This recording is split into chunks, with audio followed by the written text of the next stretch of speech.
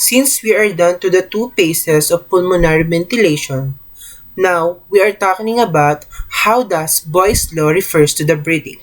During breathing, the contraction and relaxation of muscle acts to change the volume of thoracic cavity.